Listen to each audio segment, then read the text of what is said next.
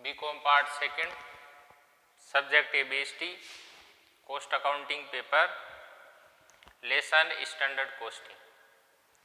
आज की क्लास में अपन इलस्ट्रेशन 14.14 कर रहे हैं। इलस्ट्रेशन मतलब एग्जाम्पल, उदाहरण। 14.14 कैलकुलेशन ऑफ SQ। ठीक है, इसको पढ़ने से पहले एक बार क्वेश्चन को अपन पढ़ लेते हैं। क्वेश्चन, सहा लिमिटेड दो प्रकार की सामग्री का मिश्रण करके एक उत्पाद का निर्माण करती है। एक बार मैं आपको क्वेश्चन बता देता हूं।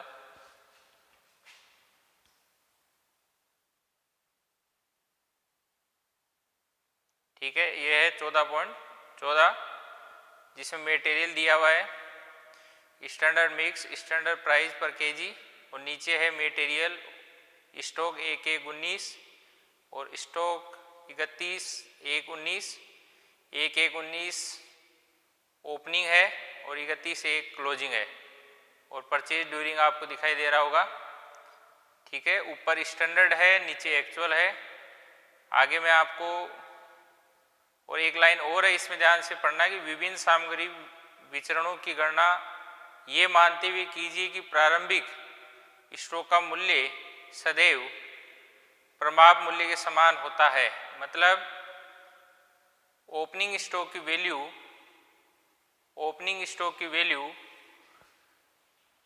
हमेशा स्टैंडर्ड प्राइस ही होगी। ठीक है, तो सहा लिमिटेड दो प्रकार की सामग्री का मिश्रण करके एक उत्पाद का निर्माण करती है जिनके संबंध में प्रमाप सामग्री संबंधी निम्न सूचनाएं उपलब्ध है। मटेरियल AB 40%, 60% स्टैंडर्ड मिक्स है। स्टैंडर्ड प्राइस पर केजी 4 और 3। उत्पादन में निवेश का मतलब इनपुट का 15% प्रमाप से होता है, मतलब स्टैंडर्ड लॉस होता है। जनवरी 2019 माह में कंपनी ने 1700 केजी की ग्राहक का उत्पादन किया। यह आउटपुट दिया हुआ है आपको। जनवरी 2019 के लिए स्टॉक एवं क्रय संबंधी सूचनाएं निम्न प्रकार थी। मटेरियल AB 1 जनवरी का जो स्टॉक है उसको ओपनिंग मानेंगे, 31 जनवरी वाले स्टॉक को क्लोजिंग स्टॉक मानेंगे। मतलब महीने के शुरू में ओपनिंग और महीने के लास्ट में क्लोजिंग, और परचेज ड्यूरिंग दिया हुआ है। विभिन्न सामग्री विचरणों की गणना ये मानते हुए कीजिए कि प्रारंभिक स्टॉक का मूल्य सदैव प्रभाव मूल्य के समान होता है। मतलब स्टैंडर्ड प्राइस ही ओपनिंग स्टॉक की वैल्यू मानी जाएगी। ठीक है, तो सबसे पहले अपन को स्टैंडर्ड क्वांटिटी किस तरह से कैलकुलेट करते हैं इसके बारे में अपन सीखते हैं। तो कैलकुलेशन ऑफ स्टैंडर्ड क्वांटिटी,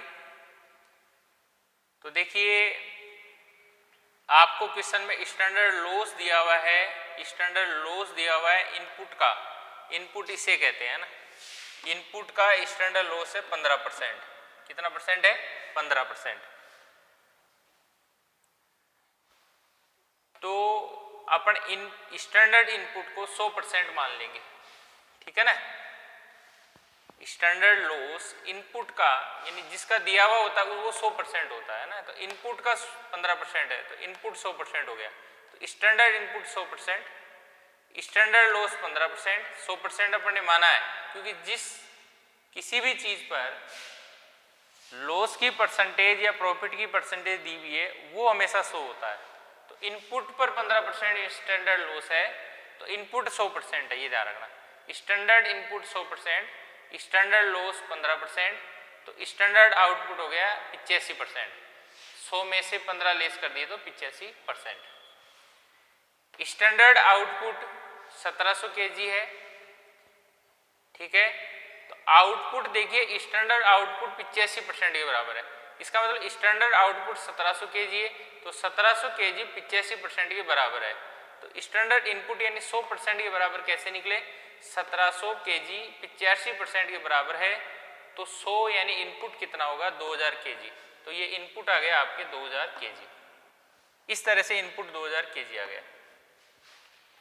अब आपको स्टैंडर्ड मिक्स कह रखा है कि भाई 40% और 60%। ठीक है, तो इस 2000 का 40% हो गया 800, तो ये 800 केजी आ गया। और इस 2000 का 60% हो गया 1200, तो ये 1200 kg हो गया, ठीक है। और स्टैंडर्ड प्राइस क्वेश्चन में दी हुई है 4 रुपये और 3 रुपये, ए की 4 रुपये और बी की 3 रुपये, ये 4 और 3 800 प्लस 1200 2000 और 300 लॉस है, ठीक है। कैसे पता चला? 2000 और 1700 में डिफरेंस कितना है? 300 का, तो 300 का लॉस है। और फिर भी आप 2000 का 15% निकालेंगे तो 300 आएंगे, है ना, 15% लॉस है, ठीक है। तो इनपुट अपन निकाल लिया, आउटपुट दिया हुआ है, तो डिफरेंस आ गया लॉस। अब एक्चुअल का आउटपुट नहीं दिया हुआ, ध्यान रखना पूरे क्वेश्चन में आप जब पढ़ोगे एक्चुअल का आउटपुट नहीं दिया हुआ आपको कि एक्चुअल का आउटपुट होगा कितना। तो मैं आपको स्पेशल रूप से कह रहा हूं कि जब भी जैसे मान लीजिए स्टैंडर्ड का आउटपुट आपको दे दिया जाए और एक्चुअल का आउटपुट आपको नहीं दे, तो ऐसी स्थिति में जो स्टैंडर्ड का आउटपुट है वही एक्चुअल का आउटपुट है, मतलब यहाँ जो इनपुट आएगा और इस आउटपुट का डिफरेंस लॉस हो जाएगा। जैसे यहाँ पर इसका 15% निकालें वैसे इसका 15% नहीं निकालना आपको, है ना। आपको क्या करना है, आप तो सीधा 15% का ध्यान नहीं रखते हुए आपका जो इनपुट आए और जो आउटपुट हो उसका डिफरेंस लॉस करना है ना। क्योंकि यहाँ तो 15% निकाल सकते हो आप, लेकिन यहाँ 15% नहीं निकाल सकते क्योंकि यहाँ पर दोनों ही चीज़ें नहीं दी हुई क्वेश्चन में। देखिए दोनों क्या क्या चीज़ें नहीं दी हुई है। पर्सन में न तो ये कह रखा है एक्चुअल आउटपुट कितना है, पर्सन में न ये कह रखा है कि एक्चुअल इनपुट का, एक्चुअल इनपुट इसे कहते हैं 2015 जो आया है टोटल आया 825 और 1190 का 2015। तो न ये कह रखा है कि 2015 यानी एक्चुअल इनपुट है उसका कितना % लॉस होगा, तो एक्चुअल इनपुट का कितना % लॉस होगा ये भी नहीं कह रखा है, और एक्चुअल आउटपुट कितना होगा ये भी नहीं कह रखा है। इसका मतलब आप जो 15% जो लॉस का यूज कर सकते हैं वो स्टैंडर्ड इनपुट पर कर सकते हैं ओनली, क्योंकि स्टैंडर्ड इनपुट का ही क्वेश्चन में दिया हुआ है और उसने कह रखा है कि उत्पादन में निवेश का 15% प्रमाव से होता है। प्रमाव से का मतलब स्टैंडर्ड लॉस होता है, ठीक है। केवल स्टैंडर्ड लॉस होता है 15% ओनली स्टैंडर्ड इनपुट का, न कि एक्चुअल इनपुट का। एक्चुअल इनपुट के बारे में नहीं कह रखा है, इसलिए आप 15% यहाँ यूज नहीं कर सकते। न तो एक्चुअल इनपुट पर कितना % लॉस होगा ये भी नहीं दिया हुआ है, और न ये दिया हुआ है कि एक्चुअल आउटपुट होगा कितना, ठीक है। दोबारा से बोल रहा हूं, एक्चुअल इनपुट पर कितना % लॉस होगा यह आपको नहीं दिया हुआ। एक्चुअल आउटपुट कितना होगा ये भी नहीं दिया हुआ। एक्चुअल इनपुट पर कितना % लॉस होगा ये भी नहीं दिया हुआ है, एक्चुअल आउटपुट कितना होगा ये भी नहीं दिया हुआ। ये दिया हुआ है कि स्टैंडर्ड इनपुट पर कितना % लॉस होगा, है ना। तो वो परसेंटेज केवल आप यहाँ यूज कर सकते हैं, यहाँ पर नहीं कर सकते। यहाँ पर न तो आपको एक्चुअल इनपुट का कितना % लॉस होगा ये भी नहीं दिया हुआ है और एक्चुअल आउटपुट कितना होगा ये भी नहीं दिया हुआ।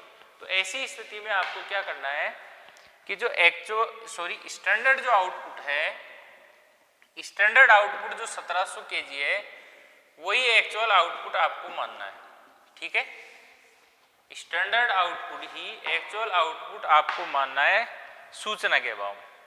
और लॉस क्या आएगा, जो यहाँ का जो ऐड होने के बाद में जो इनपुट आएगा और जो अपना आउटपुट है उसका डिफरेंस एक्चुअल लॉस होगा।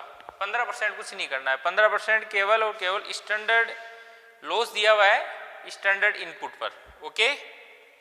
चलिए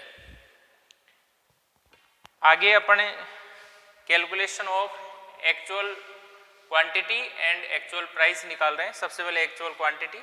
एक्चुअल क्वांटिटी कैसे निकाल सकते हैं, यहाँ पर अपन ओपनिंग स्टॉक में प्लस कर देंगे परचेज और माइनस कर देंगे क्लोजिंग स्टॉक।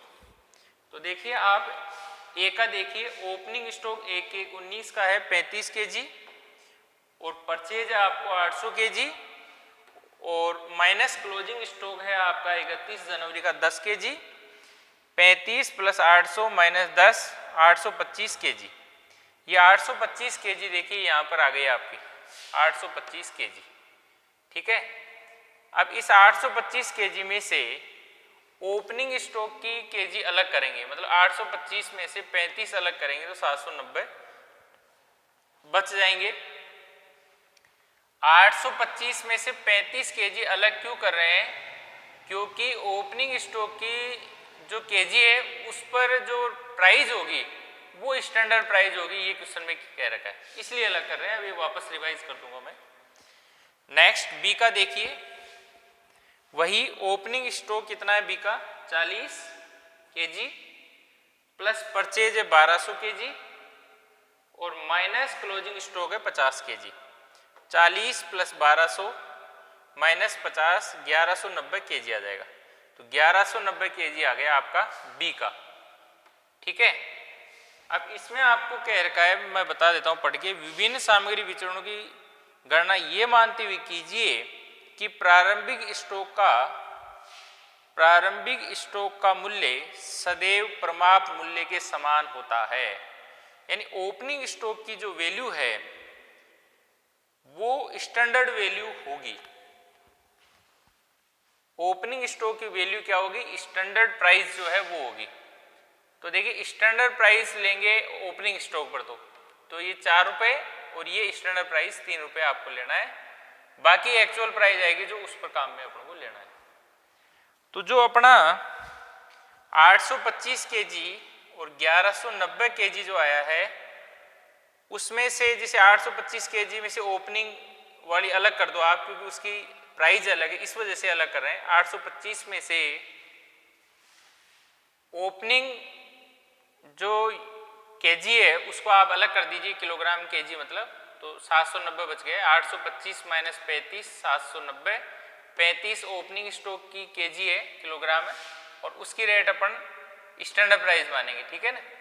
इसी तरह से 1190 केजी जो आया है उसमें से आप ओपनिंग स्टॉक की केजी कम कर दीजिए। क्यों कर रहे हैं? क्योंकि इसकी प्राइस अलग है, स्टैंडर्ड प्राइस मानी जाएगी, ये क्वेश्चन में कह रखा है। तो 1190 में से 40 लेस करेंगे तो 1150 आ जाएंगे, ठीक है। अब ये एक्चुअल प्राइस किस तरह से आई, इस चीज को अपन कैलकुलेट करते हैं।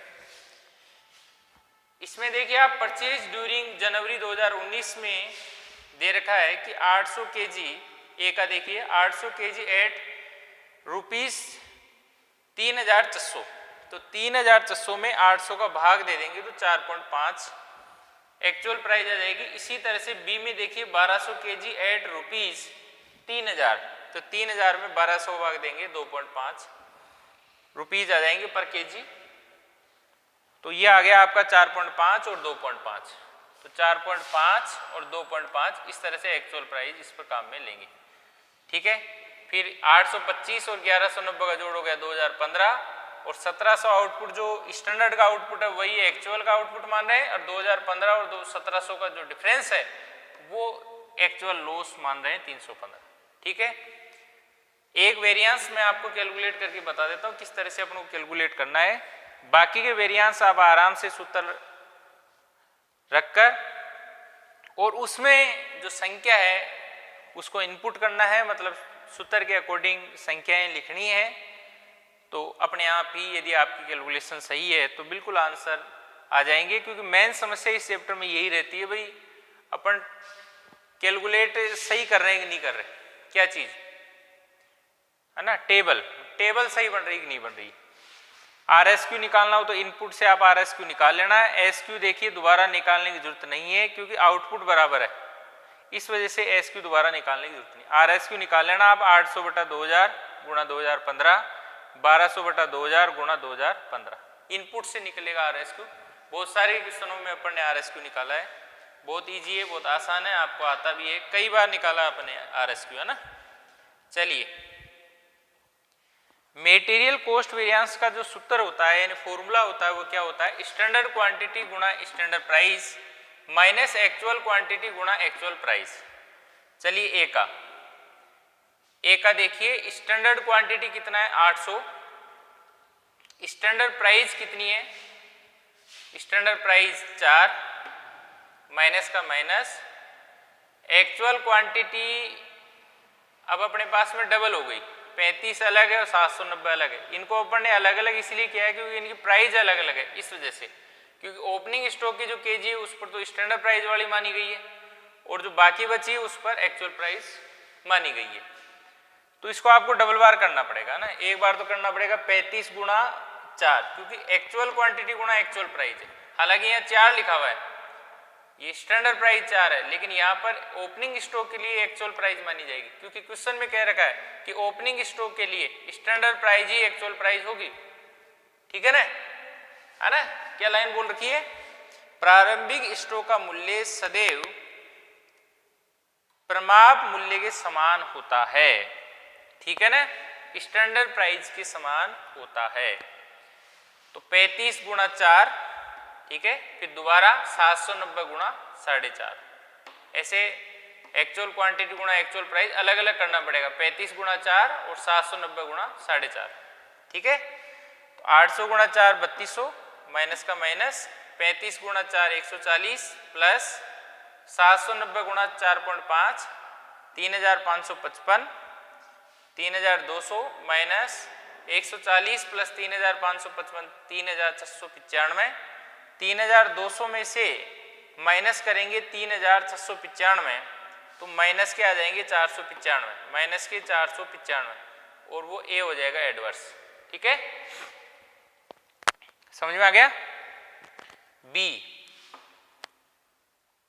में देखिए आप, स्टैंडर्ड क्वांटिटी 1200, स्टैंडर्ड प्राइस 3, 1200 गुणा 3 माइनस वही एक्चुअल क्वांटिटी एक्चुअल प्राइस यानी 40 गुणा 3 अलग और 1150 गुणा 2.5, ठीक है।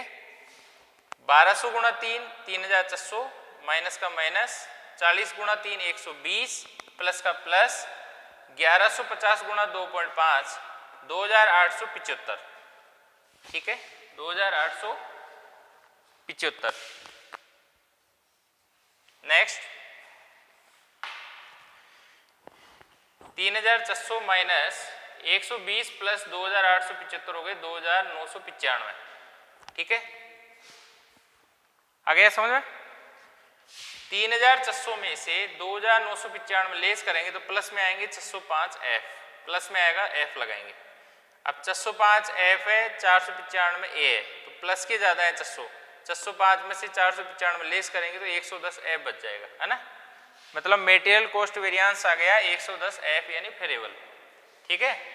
इसी तरह से बाकी जो फॉर्मूले हैं, बाकी के जो वेरिएंस है, material price variance, material usage variance, material mix variance, material yield variance, वो भी आप सूत्र लगाकर आराम से कैलकुलेट कर सकते हैं, कोई दिक्कत नहीं है।